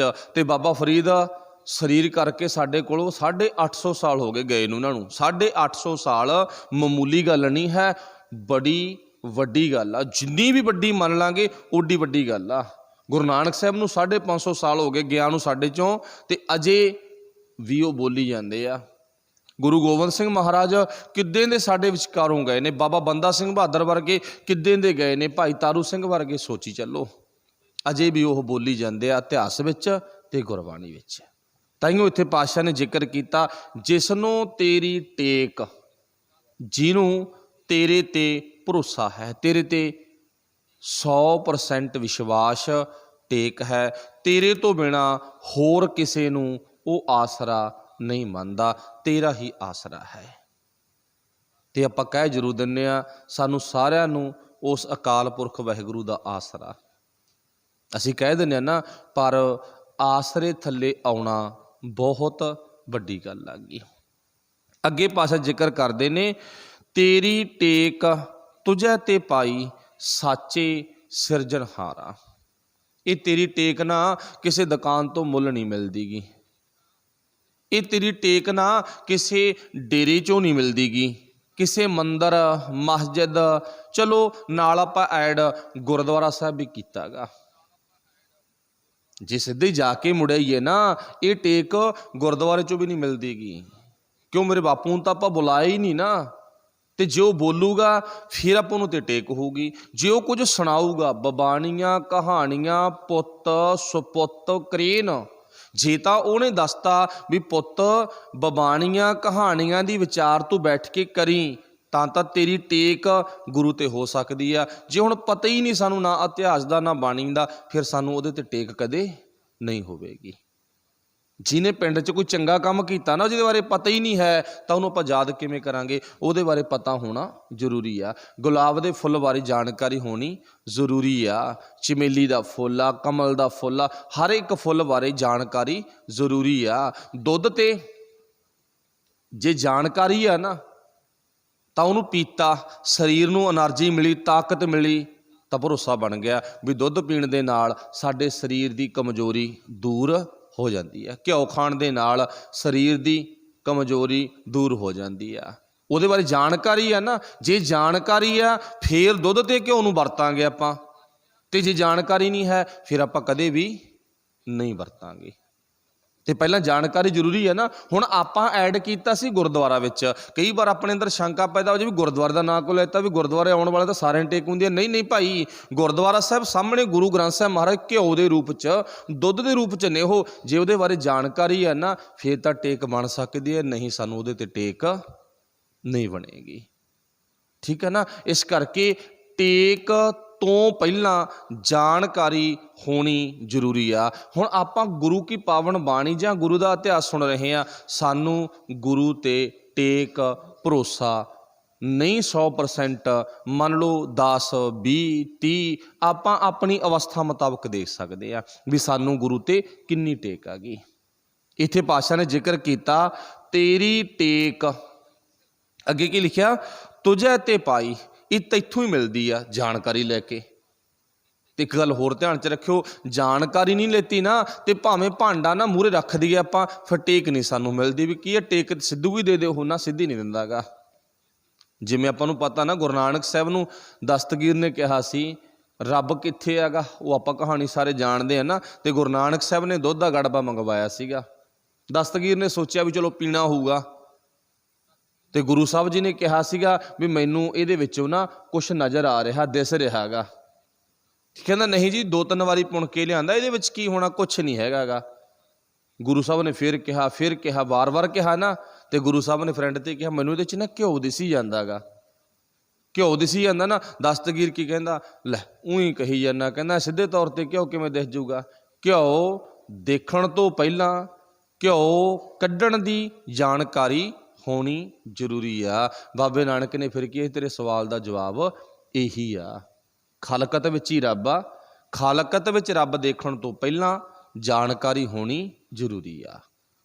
ਤੇ ਉਹ ਆਪਾਂ ਨੂੰ ਪਤਾ ਵੀ ਘਿਓ ਦੁੱਧ ਵਿੱਚੋਂ ਕਿਵੇਂ ਪ੍ਰਾਪਤ ਹੁੰਦਾ ਗਾ। ਇਸ ਕਰਕੇ ਸਾਹਿਬ ਸੱਚੇ ਪਾਤਸ਼ਾਹ ਕਹਿੰਦੇ ਜਿਸ ਨੂੰ ਤੇਰੀ ਟੇਕ ਤੁਝੇ ਤੇ ਪਾਈ, ਭਾਵ ਤੇਰੀ ਟੇਕ ਤੈਥੋਂ ਹੀ ਮਿਲਦੀ ਆ। ਪਰ ਮਿਲਦੀ ਕਿਵੇਂ ਆ? ਥੋੜ੍ਹੀ ਜੀ ਜਾਣਕਾਰੀ ਰੱਖਣ ਦੇ ਨਾਲ। ਫਿਰ ਅੱਗੇ ਪਾਤਸ਼ਾਹ ਜ਼ਿਕਰ ਕਰਦੇ ਨੇ, ਸਾਚੇ ਸਿਰਜਣਹਾਰਾ, ਤੂੰ ਸੱਚਾਂਗਾ, ਤੂੰ ਸਿਰਜਣਹਾਰਾਂਗਾ, ਤੂੰ ਹੀ ਪੂਰੀ ਮਨੁੱਖਤਾ ਨੂੰ ਸਾਜਣ ਵਾਲਾਂਗਾ। ਤੇਥੋਂ ਬਿਨਾਂ ਹੋਰ ਕੋਈ ਪੂਰੀ ਮਨੁੱਖਤਾ ਨੂੰ ਸਾਜਣ ਵਾਲਾ ਨਹੀਂ ਹੈ। ਅੱਗੇ ਪਾਤਸ਼ਾਹ ਜ਼ਿਕਰ ਕਰਦੇ ਨੇ, ਜਿਸ ਤੇ ਖਾਲੀ ਕੋਈ ਨਾਹੀਂ ਐਸਾ ਪ੍ਰਭੂ ਹਮਾਰਾ। ਜਿਹੜੀ ਆਹ ਪੰਗਤੀ ਆ ਨਾ, ਸ਼ਾਇਦ ਇਸ ਪੰਗਤੀ ਤੇ ਆਪਾਂ ਅੰਕੜੇ ਇਉਂ ਕੱਢ ਸਕਦੇ ਹਾਂ ਵੀ ਅੱਧੋ ਅੱਧ ਕਰ ਲਓ ਵੀ 50% ਉਹ ਲੋਕ ਨੇ, ਵੈਸੇ ਤਾਂ ਘੱਟ ਨੇ, ਆਪਾਂ ਜ਼ਿਆਦਾ ਕਹਿ ਦਿੱਤੇ, ਆਪਾਂ 10 ਜਾਂ 20 ਜਾਂ 30 ਕੀ ਕਹਿ ਸਕਦੇ ਹਾਂ, ਵੱਧ ਨਹੀਂ। ਚਲੋ ਆਪਾਂ ਮੋਟਾ ਜਿਹਾ ਅੰਕੜਾ ਕੱਢਿਆ ਵੀ 50% ਉਹ ਲੋਕ ਨੇ ਜਿਹੜੇ ਕਹਿੰਦੇ ਨੇ ਗੁਰੂ ਕੋਲੋਂ ਸਭ ਕੁਛ ਮਿਲਦਾ। ਆਪਾਂ ਕੱਲ੍ਹ ਸੁਣਿਆ ਸੀ ਨਾ, ਮੇਰੇ ਬਾਪੂ ਦਾ ਘਰ ਬਹੁਤ ਵੱਡਾ। ਜਦੋਂ ਆਪਾਂ ਦਰਬਾਰ 'ਚ ਵੜਦੇ ਆ ਨਾ, ਤੇ ਲਿਖਿਆ ਕੀ ਪੜ੍ਹਦੇ ਨੇ, ਅਤ ਉੱਚਾ ਤੇਰਾ ਦਰਬਾਰਾ। ਤੇਰਾ ਦਰਬਾਰ ਅਤੀ ਉੱਚਾ, ਅਤੀ ਉੱਚੇ ਤੋਂ ਭਾਵ ਵੱਡਾ। ਇੱਥੋਂ ਜੋ ਮੰਗਿਆ ਉਹੀ ਮਿਲਦਾ, ਜੋ ਮੰਗਿਆ ਠਾਕੁਰ ਆਪਣੇ ਤੇ। ਹੁਣ 50% ਉਹ ਲੋਕ ਨੇ ਜਿਨ੍ਹਾਂ ਨੂੰ ਵਿਸ਼ਵਾਸ ਆ, 50% ਉਹ ਨੇ ਜਿਨ੍ਹਾਂ ਨੂੰ ਵਿਸ਼ਵਾਸ ਨਹੀਂ ਹੈ। ਹੁਣ ਜਿਨ੍ਹਾਂ ਨੂੰ 50% ਨੂੰ ਵਿਸ਼ਵਾਸ ਨਹੀਂ ਹੈ, ਹੁਣ ਉਹ ਇਹ ਪੰਗਤੀ ਨੂੰ ਮੰਨਣਗੇ ਨਹੀਂ। ਉਹ ਕਹਿਣਗੇ ਤਾਂ ਗਲਤ ਆ, ਸਾਨੂੰ ਤਾਂ ਕਿੰਨਾ ਚਿਰ ਹੋ ਗਿਆ ਆਉਂਦਿਆਂ ਨੂੰ, ਸਾਨੂੰ ਤਾਂ ਕੁਛ ਨਹੀਂ ਮਿਲਿਆ, ਸਾਨੂੰ ਕੀ ਦਿੱਤਾ ਗਾ, ਸਾਨੂੰ ਤਾਂ ਕਿੰਨਾ ਟਾਈਮ ਹੋ ਗਿਆ ਆਉਂਦਿਆਂ ਨੂੰ, ਸਾਨੂੰ ਕੁਛ ਵੀ ਨਹੀਂ ਮਿਲਿਆ ਗਾ। ਹੁਣ ਸਾਹਿਬ ਸੱਚੇ ਪਾਤਸ਼ਾਹ ਨੇ ਇੱਥੇ ਜ਼ਿਕਰ ਕੀ ਕੀਤਾ, ਕਹਿੰਦੇ ਜਿਸ ਤੇ ਖਾਲੀ ਕੋਈ ਨਾਹੀਂ। ਇੱਥੇ ਜ਼ਿਕਰ ਕੀਤਾ ਗਾ ਵੀ ਜਿਹਦੇ ਕੋਲ ਆਇਆ ਤੇ ਖਾਲੀ ਨਹੀਂ ਕੋਈ ਜਾਂਦਾ ਗਾ। ਤੇ ਹੁਣ ਸਾਡੀ ਪ੍ਰੋਬਲਮ, ਸਾਡਾ ਜਿਹੜਾ ਮੇਨ ਵਿਸ਼ਾ ਇਹ ਆ ਵੀ ਅਸੀਂ ਖਾਲੀ ਜਾ ਰਹੇ ਹਾਂ। ਸਾਡੇ ਅੰਦਰ ਦਾ ਸ਼ੰਕਾ ਇਹ ਬਣ ਗਿਆ ਵੀ ਨਾ ਸਾਨੂੰ ਤਾਂ ਜੋ ਮੰਗਿਆ ਸੀ ਮਿਲਿਆ ਹੀ ਨਹੀਂ ਗਾ, ਤੇ ਗੁਰੂ ਕਹਿੰਦਾ ਖਾਲੀ ਕੋਈ ਨਹੀਂ ਜਾਂਦਾ ਗਾ। ਹੁਣ ਆਪਾਂ ਕਿਹਦੀ ਮੰਨੀਏ, ਆਪਣੀ ਮਨ ਦੀ ਗੱਲ ਸੁਣੀਏ ਕਿ ਗੁਰੂ ਦੀ ਗੱਲ ਸੁਣੀਏ? ਜੇ ਤਾਂ ਮਨ ਦੀ ਗੱਲ ਸੁਣਾਂਗੇ ਫਿਰ ਤਾਂ ਟੇਕ ਨਹੀਂ ਬਣਦੀ, ਜੇ ਗੁਰੂ ਦੀ ਗੱਲ ਸੁਣਾਂਗੇ ਫਿਰ ਟੇਕ ਬਣ ਜਾਵੇਗੀ। ਹੁਣ ਮੰਨ ਲਓ ਜਿਹੜੀ ਬਿਮਾਰੀ ਸਾਨੂੰ ਆ, ਅਸੀਂ ਆ ਮੰਨ ਲਓ ਵੀ ਆਰਥਿਕ ਪੱਖੋਂ ਕਮਜ਼ੋਰ ਆ, ਸਾਡੇ ਕੋਲੇ ਘਰ ਦੇ ਵਿੱਚ ਨਾ ਰਸੋਈ 'ਚ ਕਣਕ ਵੀ ਨਹੀਂ, ਆਟਾ ਵੀ ਨਹੀਂ, ਸਾਡੇ ਕੋਲੇ ਲੂਣ ਮਿਰਚ ਮਸਾਲਾ ਕੁਛ ਵੀ ਨਹੀਂ ਮੰਨ ਲਓ, ਤੇ ਅਸੀਂ ਕਿਹਾ ਸੀ ਆ ਕੇ ਵੀ ਸਾਨੂੰ ਆਹ ਕੁਛ ਦੇ ਦੇ ਨਾ, ਤੇ ਸਾਨੂੰ ਮਿਲਿਆ ਨਹੀਂ, ਅਸੀਂ ਉਦਾਸ ਹੋ ਗਏ। ਮੰਨ ਲਓ ਮੋਟੀ ਜੀ ਗੱਲ ਹੋਰ ਕਹਿ ਲਓ, ਨਾ ਸਾਨੂੰ ਦੁੱਧ ਮਿਲਿਆ, ਨਾ ਸਾਨੂੰ ਪੁੱਤ ਮਿਲਿਆ, ਅਸੀਂ ਮੰਗਿਆ ਸੀ ਸਾਨੂੰ ਮਿਲਿਆ ਨਹੀਂ ਹੈ। ਕੀ ਗੁਰੂ ਸਾਹਿਬ ਜੀ ਇਸ ਗੱਲ ਤੇ 100% ਫੈਸਲਾ ਲੈਂਦੇ ਨੇ ਵੀ ਹਾਂ ਤੈਨੂੰ ਇੱਥੋਂ ਮਿਲ ਜੂਗਾ? ਗੁਰੂ ਸਾਹਿਬ ਤਾਂ ਕਹਿੰਦੇ ਨਾ। ਠੀਕ ਹੈ ਵੀ ਜੋ ਮੰਗਿਆ ਠਾਕੁਰ ਆਪਣੇ ਤੇ ਸੋਈ ਸੋਈ ਦੇਵੈ। ਜਦੋਂ ਤੈਨੂੰ ਅਤੀ ਭਰੋਸਾ ਵਿਸ਼ਵਾਸ ਹੋ ਗਿਆ ਨਾ, ਤੂੰ ਆਪਣੀ ਹੱਕ ਹਲਾਲ ਦੀ ਕਮਾਈ ਕਰੇਗਾ। ਵਿਸ਼ਾ ਇਹ ਬਣ ਗਿਆ ਨਾ, ਜਦੋਂ ਕਮਾਈ ਕਰੇਗਾ ਤੇ ਤੇਰਾ ਢਿੱਡ ਜ਼ਰੂਰ ਭਰੇਗਾ, ਤੈਨੂੰ ਵਾਹਿਗੁਰੂ ਨੇ ਕੋਈ ਤੋਟ ਨਹੀਂ ਰਹਿਣ ਦੇਣੀ। ਤੇਰੇ ਘਰ ਦੇ ਕਾਰਜ ਵਿੱਚੋਂ ਵਾਹਿਗੁਰੂ ਨੇ ਆਪਣੇ ਆਪ ਸਫਲਤਾ ਦੇਣੀ ਆ। ਉਹ ਕਦੋਂ? ਜਦੋਂ ਸਾਨੂੰ ਤੇ ਭਰੋਸਾ ਯਕੀਨ ਹੋ ਗਿਆ। ਪਰ ਸਾਨੂੰ ਯਕੀਨ ਤਾਂ ਹੋਇਆ ਨਹੀਂ ਨਾ, ਗੱਲ ਤਾਂ ਇਹ ਆ।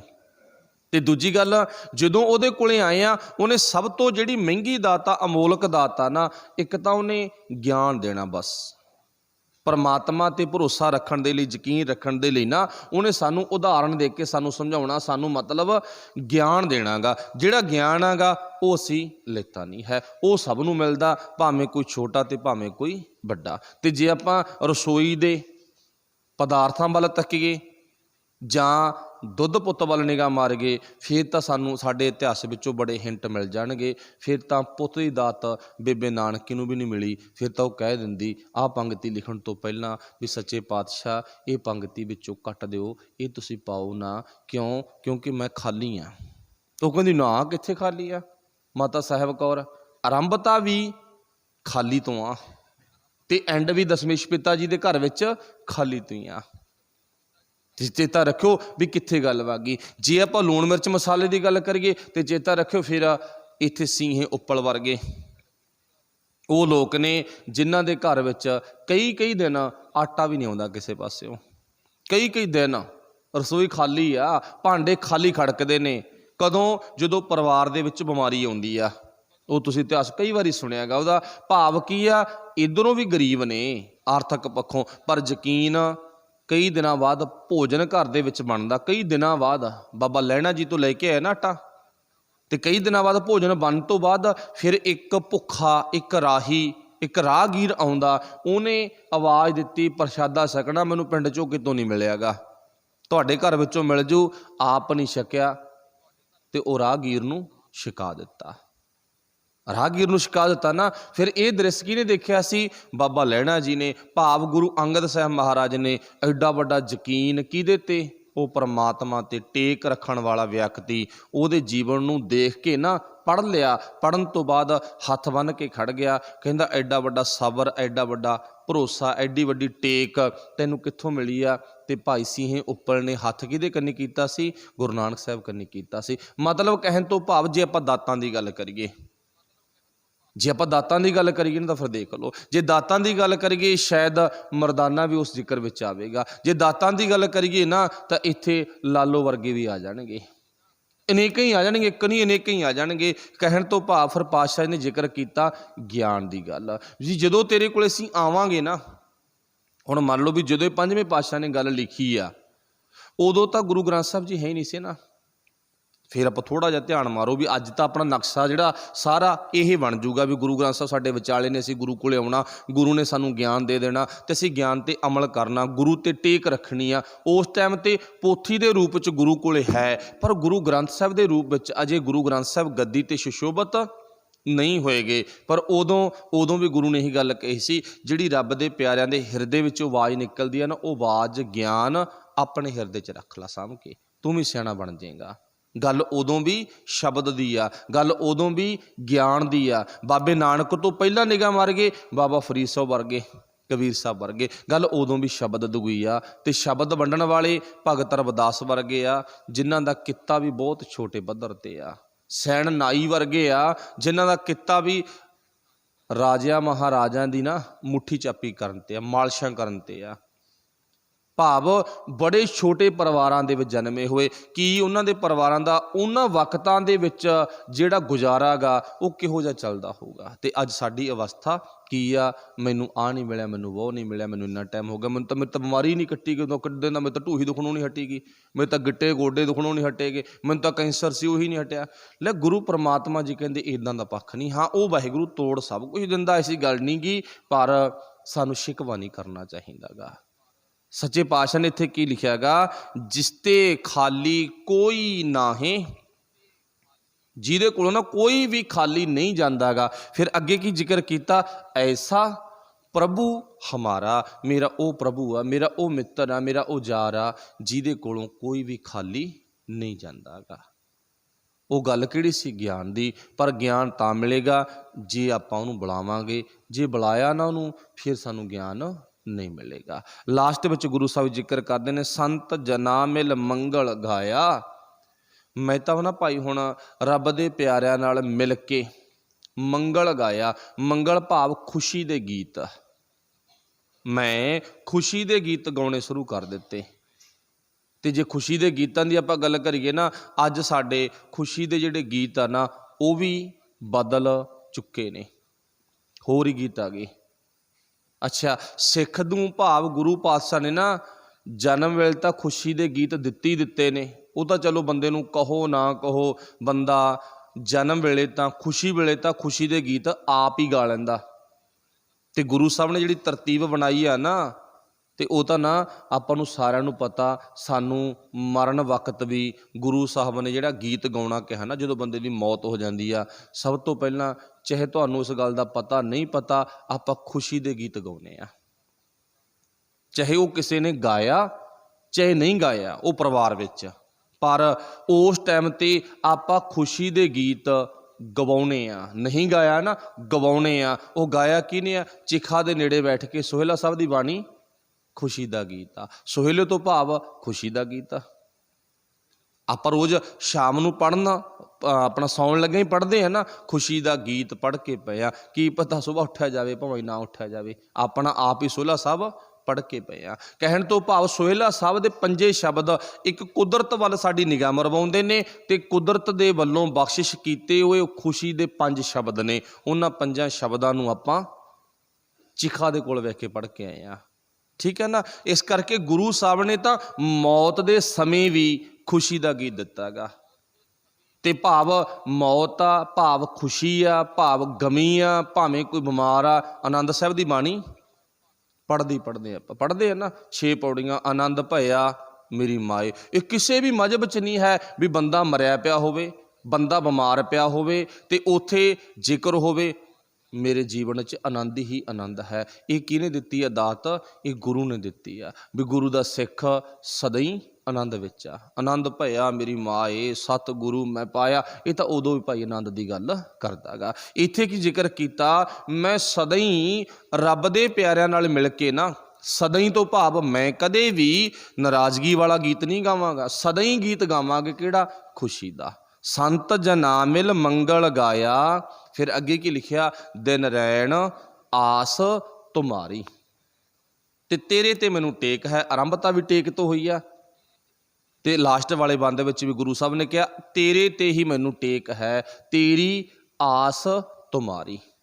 फिर अगे पातशाह जिक्र करते हैं, सफल दर्शन भेटिया गुरपूरा। हे वाहिगुरू तू मेरे ते ऐसी किरपा कीती है, तेरा दर्शन सफल हो गया। तैनू वेखना भाव मेरे जीवन दे विच सफलता लेके आ गया। भाव मैं हुण अपनी जिंदगी नूं सफल जिंदगी मन्नांगा।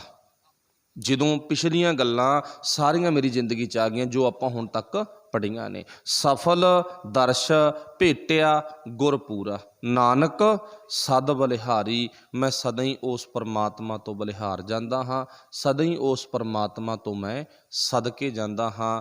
ਮੈਂ ਹੁਣ ਸਰੀਰ ਕਰਕੇ ਵੀ ਜਿਉਂਦਾ ਤੇ ਆਤਮਕ ਤਲ 'ਤੇ ਵੀ ਜਿਉਂਦਾ ਹਾਂ। ਪਾਤਸ਼ਾਹ ਜੀ ਕਹਿੰਦੇ ਭਾਵੇਂ ਮੈਂ ਸਰੀਰ ਛੱਡ ਜਾਵਾਂ ਤੇ ਫਿਰ ਵੀ ਮੈਂ ਇਸ ਧਰਤੀ ਤੇ ਜਿਉਂਦਾ ਰਹਾਂਗਾ ਤੇ ਮੇਰੇ ਅੰਦਰ ਦੀ ਸ਼ੁੱਧ ਅਵਸਥਾ ਨੇ ਮੈਨੂੰ ਜਿਉਂਦਾ ਰੱਖਣਾ ਇਹ ਧਰਤੀ ਤੇ। ਉਹ ਕਿੰਨਿਆਂ ਕੁ ਨੇ ਬਣਾਈ ਆ, ਕਿੰਨਿਆਂ ਕੁ ਨੇ ਨਹੀਂ ਬਣਾਈ, ਉਹ ਅੰਕੜੇ ਅੱਜ ਆਪਾਂ ਕੱਢ ਸਕਦੇ ਹਾਂ। ਆਪਣੀ ਆਰੰਭਤਾ ਇੱਥੋਂ ਹੋਈ ਸੀ। ਗੁਰੂ ਸਾਹਿਬ ਨੇ ਜਿਹੜਾ ਬਚਨ ਕੀਤਾ ਸੀ, ਜਿਸ ਨੂੰ ਤੇਰੀ ਟੇਕ ਸੋ ਤੋਂ ਭਾਵ ਉਹ ਸਦਾ ਸਦ ਜੀਵੀ। ਜਿਹਨੂੰ ਤੇਰੇ ਤੇ ਭਰੋਸਾ ਹੈ ਉਹ ਸਦਾ ਹੀ ਜਿਉਂਦੇ ਨੇ, ਸਦਾ ਹੀ ਉਹ ਇਸ ਧਰਤੀ ਤੇ ਅਮਰ ਰਹਿੰਦੇ ਨੇ, ਭਾਵੇਂ ਸਰੀਰ ਕਰਕੇ ਆ ਤੇ ਭਾਵੇਂ ਸਰੀਰ ਛੱਡ ਗਏ। ਫਿਰ ਗੁਰੂ ਸਾਹਿਬ ਨੇ ਆਪਾਂ ਨੂੰ ਕਿਹਾ ਸੀ ਤੂੰ ਉਹਨਾਂ ਦੀ ਲਿਸਟ ਬਣਾ ਇੱਕ ਵਾਰੀ, ਕਿਹਨਾਂ ਦੀ, ਜਿਹੜੇ ਧਰਤੀ ਤੇ ਸਰੀਰ ਛੱਡਣ ਤੋਂ ਬਾਅਦ ਜਿਉਂਦੇ ਨੇ। ਤੇ ਫਿਰ ਆਪਾਂ ਹੁਣ ਉਹ ਲਿਸਟ ਆਪਣੇ ਦਿਮਾਗ ਦੇ ਵਿੱਚ ਹੀ ਬਣਾਉਣ ਦੀ ਕੋਸ਼ਿਸ਼ ਕਰਨੀ ਆ ਵੀ ਉਹ ਕੌਣ ਨੇ। ਤੇ ਉਹ ਆਪਾਂ ਪਹਿਲਾਂ ਸੁਣ ਲਿਆ ਵੀ ਭਾਵ ਸਿੱਖ ਮਜ਼ਹਬ ਦੇ ਨਾਲ ਜੁੜੀਆਂ ਹੋਈਆਂ ਮਹਾਨ ਸ਼ਖਸੀਅਤਾਂ ਇੱਕ ਨਹੀਂ ਅਨੇਕਾਂ ਨੇ, ਜਿਹੜੀਆਂ ਸਰੀਰ ਛੱਡਣ ਤੋਂ ਬਾਅਦ ਵੀ ਜਿਉਂਦੀਆਂ ਨੇ। ਤੇ ਗੁਰੂ ਪਾਤਸ਼ਾਹ ਨੇ ਬਾਣੀ ਦੇ ਵਿੱਚ ਇੱਕ ਵੀ ਥਾਂ ਇਹ ਨਹੀਂ ਲਿਖਿਆ ਕਿਵੇਂ ਵੀ ਬੰਦੇ ਨੂੰ ਮੈਂ, ਗੁਰੂ ਪਾਤਸ਼ਾਹ ਵੱਡੇ ਆ ਨਾ, ਵੀ ਬੰਦੇ ਨੂੰ ਮੈਂ ਕਦੇ ਵੀ ਮਰਨ ਨਹੀਂ ਦਿੰਦਾ। ਸਗੋਂ ਇਹ ਲਿਖਿਆ ਜਿਨਕੀ ਚੀਰੀ ਦਰਗਾਹ ਪਾਟੀ ਤਿੰਨਾ ਮਰਨਾ ਭਾਈ। ਇਹ ਲਿਖਿਆ ਜਿਹਾ ਚੀਰੀ ਲਿਖਿਆ ਤੇਹਾ ਹੁਕਮ ਕਮਾਹੇ ਘੱਲੇ ਆਵੇ ਨਾਨਕਾ ਸੱਦੇ ਉੱਠੀ ਜਾਹੇ। ਇਹ ਲਿਖਿਆ ਗਾ ਜੰਮਣਾ ਮਰਨਾ ਹੁਕਮ ਹੈ ਭਾਣੇ ਆਵੇ ਜਾਏ। ਉੱਥੇ ਭਾਵੇਂ ਜੋ ਲਿਖ ਰਿਹਾ ਖੁਦ ਉਹ ਵੀ ਸਰੀਰ ਕਰਕੇ ਕਿਉਂ ਨਾ ਹੋਵੇ, ਜਿਹੜੀ ਗੱਲ ਲਿਖੀ ਆ ਨਾ ਉਹ ਇਹ ਲਿਖੀ ਆ ਵੀ ਤਾਂ ਭਾਈ ਹੁਕਮ ਆ ਜਨਮ ਦਾ ਤੇ ਮਰਨ ਦਾ। ਜਿਹੜਾ ਜਨਮਿਆ ਉਹ ਮਰ ਵੀ ਜਾਵੇਗਾ, ਪਰ ਉਹ ਆਪਾਂ ਵੇਖਣਾ ਆਪਾਂ ਜਿਉਂਦੇ ਰਹਿਣਾ ਜਾਂ ਨਹੀਂ ਰਹਿਣਾ ਗਾ। ਸੋ ਗੁਰੂ ਕਿਰਪਾ ਕਰੇ ਸਾਨੂੰ ਇਸ ਗੱਲ ਦੀ ਸੌਖੀ ਸਮਝ ਆ ਗਈ ਹੋਵੇਗੀ ਵੀ ਅਸੀਂ ਸਦਾ ਇਸ ਧਰਤੀ ਤੇ ਆਪਣੀ ਚੰਗਿਆਈ ਕਰਕੇ ਜਿਉਂਦੇ ਰਹਿ ਸਕਦੇ ਹਾਂ। ਦਾਤਾ, ਭਗਤ ਤੇ ਸੂਰਮਾ ਤਿੰਨੇ ਜੱਗ ਜਿਉਂਦੇ ਨੇ। ਉਹ ਆਪਾਂ ਢਾਡੀ ਵਾਰਾਂ ਜਾਂ ਕਵਿਸ਼ਰੀ ਵਿੱਚ ਸੁਣਦੇ ਆ ਨਾ, ਤੇ ਕਾਵਲ ਬੋਲੀਆਂ ਦੇ ਵਿੱਚੋਂ ਵੀ ਸੁਣਦੇ ਆ। ਤੇ ਇੱਦਾਂ ਗੁਰਬਾਣੀ ਵਿੱਚ ਹੀ ਲਿਖਿਆ ਗਾ। ਕੀ ਲਿਖਿਆ ਗਾ? ਰਾਮ ਗਇਓ ਰਾਵਣ ਗਇਓ ਜਾਂਕੋ ਬਹੁ ਪਰਿਵਾਰ। ਕਿੱਡਾ ਵੱਡਾ ਪਰਿਵਾਰ ਹੈ ਨਾ, ਰਾਮ ਵੀ ਗਿਆ ਰਾਵਣ ਵੀ ਗਿਆ। ਹੁਣ ਚੇਤਾ ਰੱਖਿਓ ਜਦੋਂ ਉਹਨਾਂ ਨੂੰ ਯਾਦ ਕੀਤਾ ਜਾਂਦਾ ਨਾ, ਉਹਨਾਂ ਦੇ ਔਗਣ ਕਰਕੇ ਯਾਦ ਕੀਤਾ ਜਾਂਦਾ ਹੈਗਾ ਵੀ ਆਹ ਔਗਣ ਸੀ। ਤੇ ਦੂਜੇ ਪਾਸੇ ਇਸ ਧਰਤੀ ਤੇ ਰਹਿੰਦਾ ਕੌਣ ਆ? ਪਾਤਸ਼ਾਹ ਨੇ ਬਾਣੀ ਦੇ ਵਿੱਚ ਅਗਲੀਆਂ ਤੁਕਾਂ ਦੇ ਵਿੱਚ ਹੀ ਲਿਖ ਦਿੱਤਾ।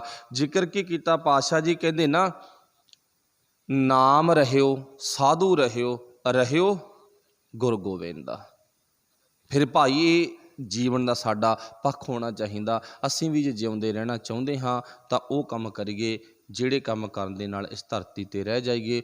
ਉਹ ਕੰਮ ਨਾ ਕਰੀਏ ਜਿਹੜੇ ਕੰਮ ਕਰਨ ਦੇ ਨਾਲ ਸਰੀਰ ਕਰਕੇ ਭਾਵੇਂ ਜਿਉਂਦੇ ਆ ਤੇ ਜ਼ਮੀਰ ਕਰਕੇ ਮਰ ਜਾਈਏ। ਸ਼ਾਇਦ ਅੱਜ ਉਹਨਾਂ ਲੋਕਾਂ ਦੀ ਗਿਣਤੀ ਸਾਡੇ ਸਮਾਜ ਵਿੱਚ ਵੱਧ ਹੈ ਕਿੰਨਾਂ ਦੀ ਜਿਹੜੇ ਸਰੀਰ ਕਰਕੇ ਉਹ ਕੰਮ ਕਰਦੇ ਆ ਜਿਨ੍ਹਾਂ ਕੰਮਾਂ ਦੇ ਨਾਲ ਉਹ ਜਿਉਂਦੇ ਜੀ ਮਰ ਜਾਂਦੇ ਨੇ। ਲੋਕਾਂ ਤੋਂ ਫਿੱਟੇ ਮੂੰਹ ਲੈਂਦੇ ਨੇ, ਲਾਹਣਤਾਂ ਲੈਂਦੇ ਨੇ, ਭਾਵ ਵੱਧ ਦਵਾਈਆਂ ਲੈਂਦੇ ਨੇ। ਸੋ ਗੁਰੂ ਕਿਰਪਾ ਕਰੇ ਉਹ ਕੰਮ ਕਰੀਏ ਭਾਵੇਂ ਥੋੜ੍ਹਾ ਹੋ ਜੇ, ਜਿਹੜੇ ਕੰਮ ਨਾਲ ਅਸੀਂ ਜਿਉਂਦੇ ਰਹਿ ਜਾਈਏ। ਸੋ ਸਭ ਦਾ ਧੰਨਵਾਦ। ਹੋਈਆਂ ਭੁੱਲਾਂ ਦੀ ਖਿਮਾ, ਬੋਲਦਿਆਂ ਤੋਂ ਬੜੀਆਂ ਗਲਤੀਆਂ ਰਹਿ ਜਾਂਦੀਆਂ। ਸੰਗਤ ਤੇ ਗੁਰੂ ਸਾਹਿਬ ਬਖਸ਼ਣ ਯੋਗ ਨੇ। ਵਾਹਿਗੁਰੂ ਜੀ ਕਾ ਖਾਲਸਾ, ਵਾਹਿਗੁਰੂ ਜੀ ਕੀ ਫਤਿਹ। ਰਾਮ ਕਲੀ ਮਹੱਲਾ